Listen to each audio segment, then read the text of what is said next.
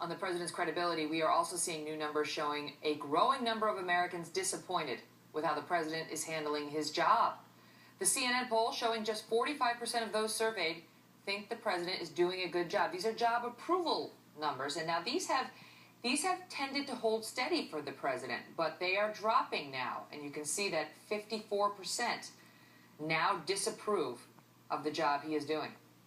This at a time when the Obama administration is starting to come under fire for a trip to Africa for the first family later this month. A trip that will reportedly cost American taxpayers up to $100 million, with much of that money going toward dispatching hundreds of Secret Service agents and airlifting dozens of support vehicles to the region, including 14 limousines.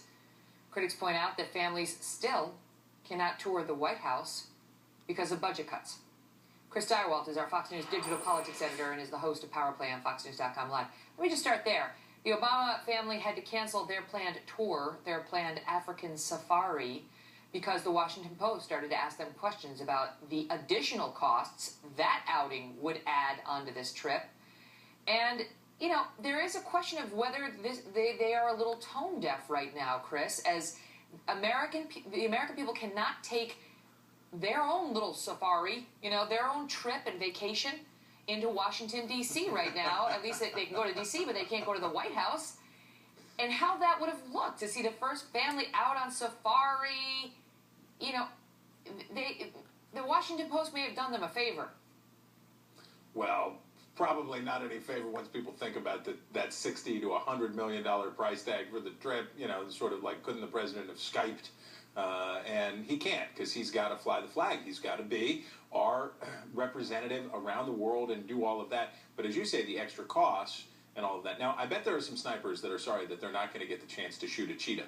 Because that's literally what the plan was. Some of the extra expense for the safari was we were going to have Secret Service members go over there and get ready to shoot cheetahs if they tried to attack the first family. You can't have a leopard eat the first daughters, so you would shoot them. It's what happens. That's how it goes. There's something in the manual, I'm sure.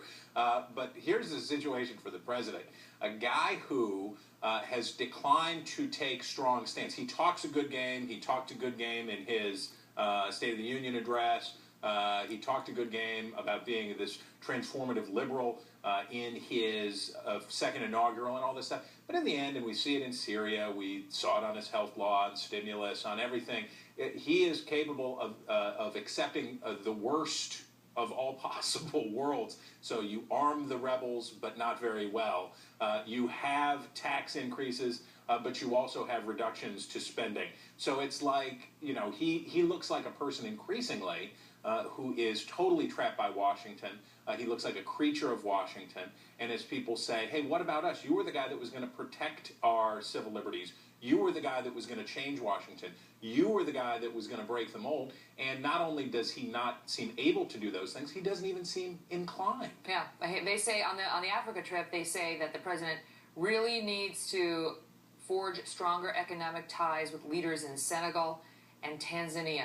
He really needs to do that to the tune of $60 and $100 million. As you point out, there is Skype. I guess it's not as effective, but in any event, they need to.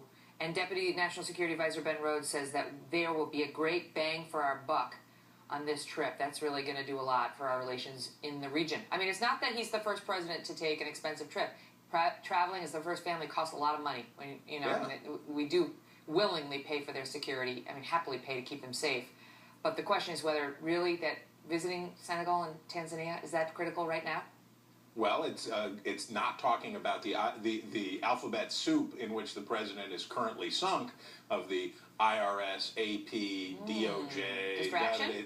Well, distraction, but also you got to get out. You got to stretch your legs a little bit. He's running out of time. You're not going to have many chances to take one of these. With Bill Clinton, we famously called it the sorry safari, as he went to Africa to apologize for slavery and do all this stuff. You know, this is a big thing for Obama, and it's understandable that they'd want to do it. But the problem is this: when Timmy from Dubuque can't tour the White House, but the first family gets a trip to Africa, it doesn't look right. Yeah, we're sending a naval carrier over there to make sure that they've got protection off land. And from cheetahs. They say you could have 1,350 weeks of White House tours for what this is going to cost. But I want to ask you whether this impacts these approval numbers, because they are starting to sink for the president. It doesn't. The Teflon, nature of the presidency doesn't seem to be staving off this controversy anymore, as the approval numbers are falling, and it's not just overall. When you look behind those numbers, a big drop, a drop of 9%, first of all, in those who believe he's trustworthy. And then when you look at young voters and independents, Chris, voters 18 to 29, his approval numbers are down 17 points. Independents down 10. What does that mean? Do we care when, this is a president who has already won his second term? Does this affect midterms? How is this relevant to our lives? Well, look, I don't know. I'm thinking if you did a carrier-based airstrike on a cheetah, you would probably do better with younger voters. But we'll have to talk to the polling unit to figure that out. The truth is that for the president, with those younger voters, this NSA thing is just heinous. They hate it. They feel like he betrayed them, and that's very bad. But it all adds to, and I think you're right, that it doesn't look like a straight line connection.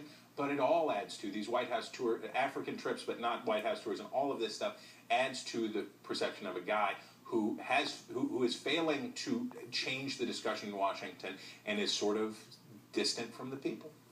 Failing to change Washington as well, which is, a sin that the young folks will hold against him. That was the promise, hope and change. And, that in some areas they're wondering whether he's lived up to it. Chris, thanks. Yes, ma'am.